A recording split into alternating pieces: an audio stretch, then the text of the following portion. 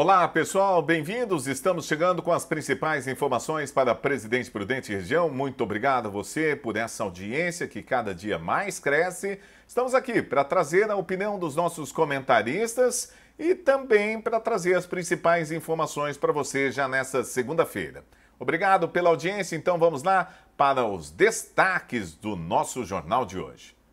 Olá, bom dia. Eu, Jéssica Padilha. Bom dia a todos que nos acompanham. Então, 1º de março, um ano após o início dessa pandemia que a gente vem vivenciando. E meu destaque é com relação às escolas de Rancharia e Oswaldo Cruz que decidiram parar suas atividades devido ao alto contágio.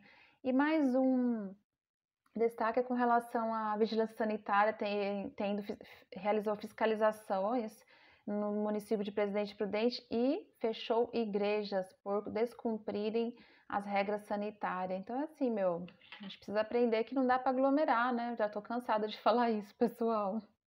Bom dia, Jesse, bom dia, Eudes, bom dia, Aline.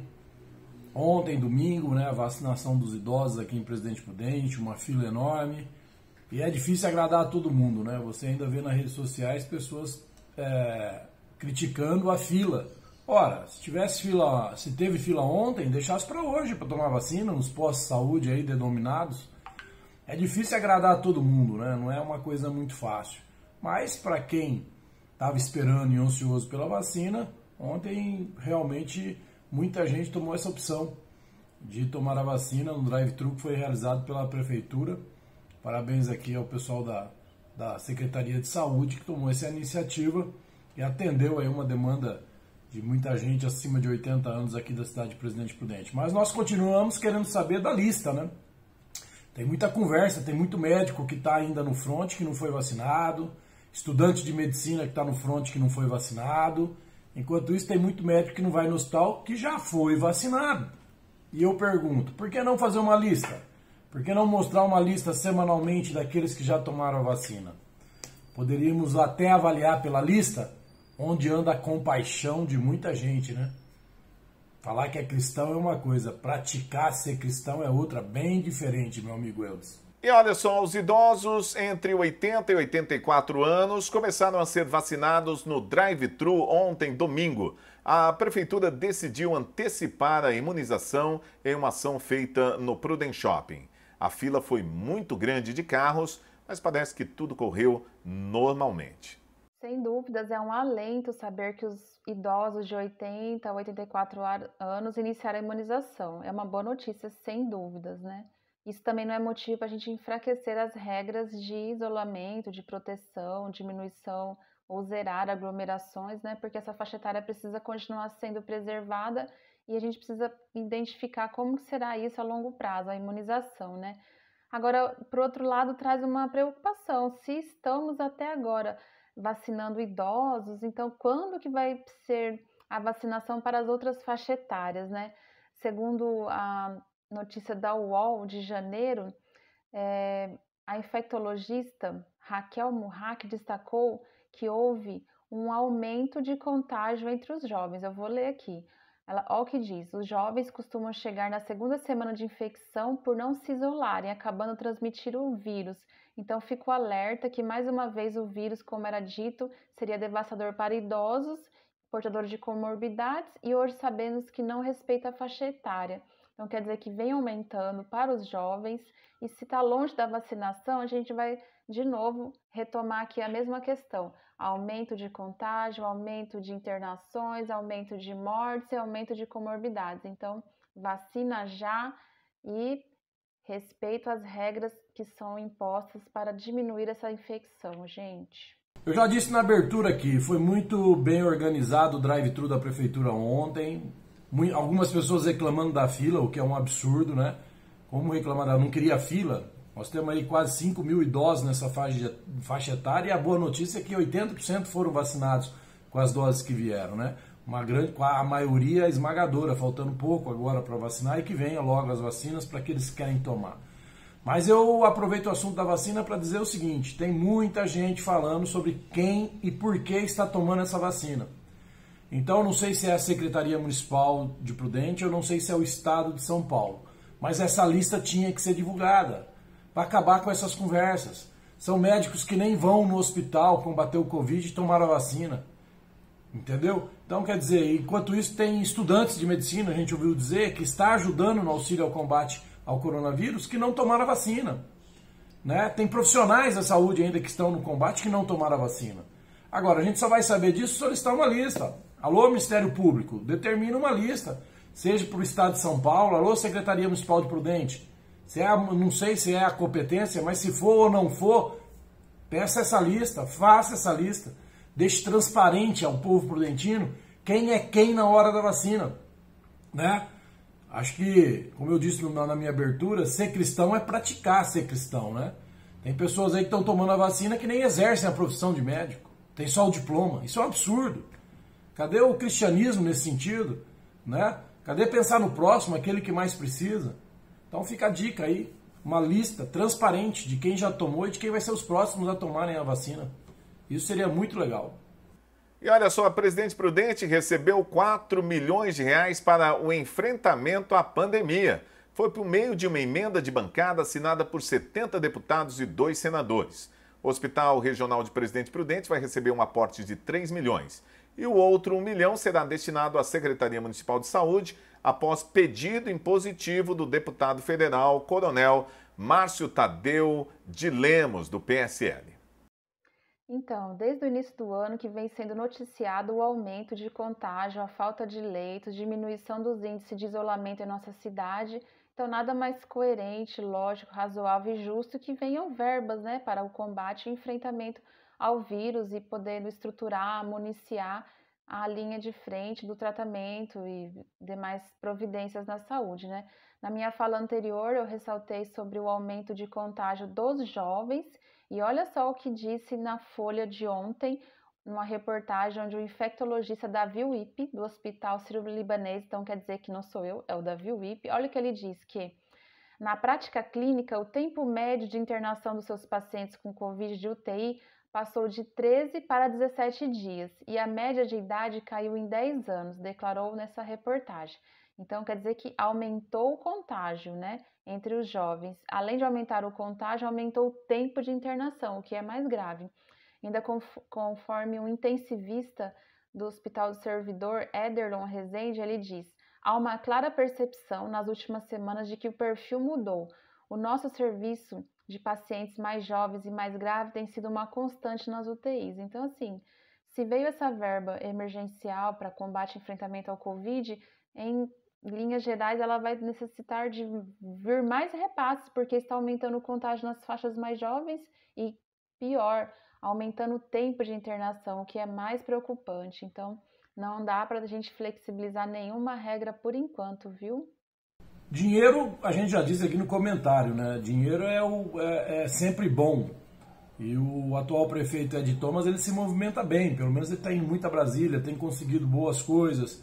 Então vem aí mais 4 milhões para a saúde. Isso é muito legal. E esse dinheiro tem que ser aplicado mesmo. Já veio quase 50 milhões no total, né, do governo federal.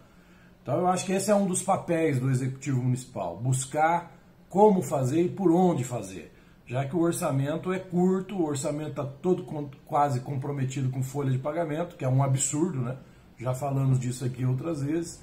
Um orçamento de 800 milhões aproximadamente de Prudente, você pega 50% é folha de pagamento. Quer dizer, é a empresa mais cara do mundo e a eficiência não é das melhores do mundo, né? Se alguém já me entendeu. Mas eu acho que o prefeito Ed Thomas faz bem em buscar a verba, está começando bem com esse empenho todo de ir a Brasília buscar essas verbas, e que continue trabalhando dessa forma para que possa colocar no orçamento aquilo que vai faltar de dinheiro para poder fazer o melhor aqui para os prudentinos. E olha, continua a batalha entre o governo federal e também os estados. Foi parar no STF. A Rosa Weber, que é ministra do STF, determinou que o governo federal reative leitos de UTI para a Covid em São Paulo, no Maranhão e na Bahia. Os estados disseram em ação no STF que a União fechou leitos em janeiro e fevereiro. E a ministra escreveu que não é cientificamente defensável que o governo federal feche leitos no momento de alta dos casos da doença. O que esses estados fizeram? Foram até o STF pleitear que seja retomada à manutenção dos leitos que foram retirados. O que os dados trouxeram, né? Olha só, segundo restou comprovado, houve uma redução de leitos em São Paulo. Eu vou ler aqui. Afirmou que em dezembro havia 3.822 leitos na rede estadual e hoje passou esse número para 564. No caso do Maranhão, apontou que a União desativou 216 leitos. E na Bahia, também argumentou que os leitos foram fechados e pediu a reabertura de 462. Então, a decisão que foi fundamentada pela ministra, ela diz que o não endereçamento ágil e racional do problema pode multiplicar esse número de óbitos e potencializar a tragédia humanitária. Nada mais urgente do que o desejo a viver. Então, é um desejo viver, né? E o que a gente percebe desse Ministério da Saúde, que é liderado por um ministro que não é da saúde, é um ministro militar, de que não houve mesmo uma decisão por esse governo federal pela vida. Então, a gente percebe que restou evidente que o governo federal não opta pela vida, ele terceiriza essa responsabilização por leitos para os governadores, porque é muito mais fácil, é mais covarde passar a culpa para outro, né, pessoal? Então, essa decisão vem a confirmar que houve sim diminuição de leitos aonde mais necessitava.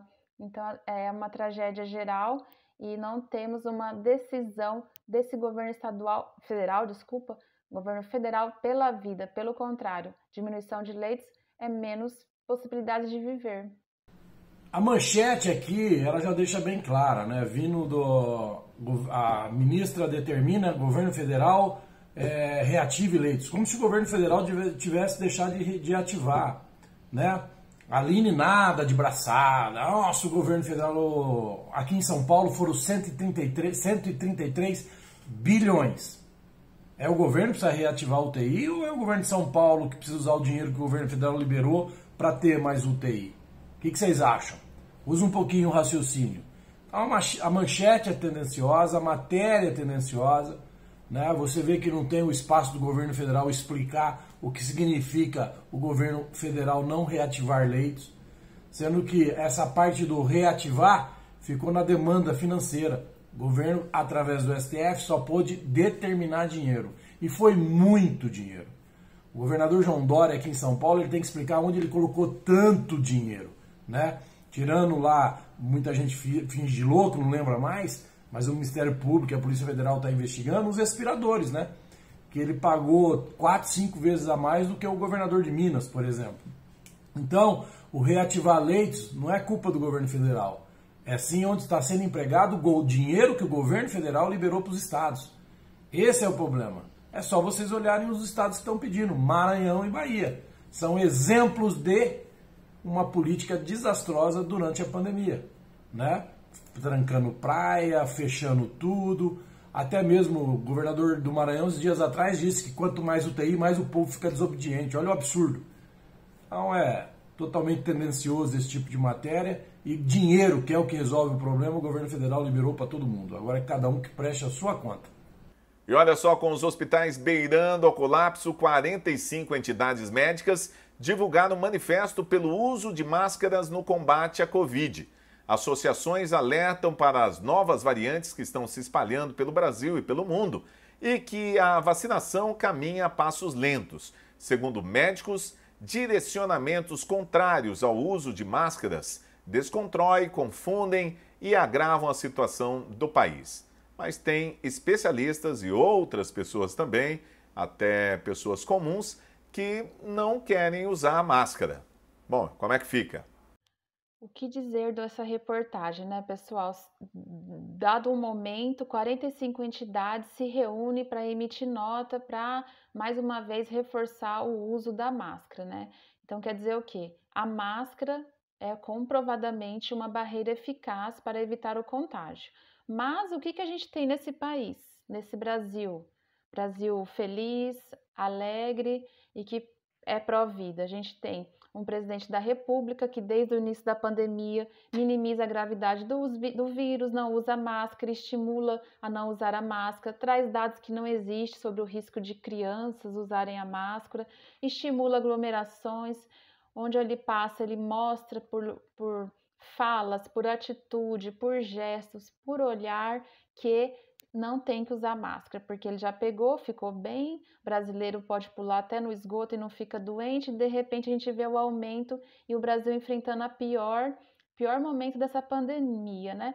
Então, assim, para mim falta palavras para poder adjetivar um comportamento assim. Alguém tem um adjetivo para trazer o que quer dizer esse comportamento, né? Então, pelo amor de Deus, gente, direcionamentos contrários ao uso de máscara desconstrói e configura o quê? Uma agitação, uma inflamação nesse país. É tudo que a gente não precisa. E olha só, se a gente for pensar no que esse vírus traz para nós hoje, o que tem de aprendizado por detrás de tudo isso, né? O que o Brasil pensa? O que o brasileiro pensa? Qual é a resposta? Qual é o valor da vida para o brasileiro? Para o prefeito de Porto Alegre, para quem não viu, no dia 26 de fevereiro, sexta-feira, olha o que ele disse: contribua com a sua vida para que a gente salve a economia. Então, o prefeito de Porto Alegre, ele se chama Sebastião Melo, para ele a gente tem que contribuir com a vida para salvar a economia. Acho que a gente está no caminho errado e precisamos retomar as questões que são primordiais do que é a vida. Olha, manifesto para usar máscara, eu acho que é mais um manifesto político do que ciência, né? Porque qual é a ciência que a gente deve seguir? A ciência pela ciência ou a ciência daquela literatura que mais nos agrada? Vou desagradar aqui de novo. Existem sim estudos que dizem que usar máscara da forma que pode estar sendo usada pode ser pior. Como existem estudos que dizem que fazer exercício com máscara também é pior. Agora, perguntar a mim se deve usar ou não máscara, eu acho que sim. Mas aí eu não discuto ciência. Eu discuto uma opção, né? Se deixo as pessoas mais seguras e vivo numa sociedade, numa comunidade, devo usar máscara. Mas agora, as entidades se unem tudo isso em cima do quê? Que o presidente disse, que alguns estudos dizem que a ciência não aprova o uso da máscara. Quantas vezes você põe a máscara na boca, tira, põe a mão no outro lugar, volta e põe?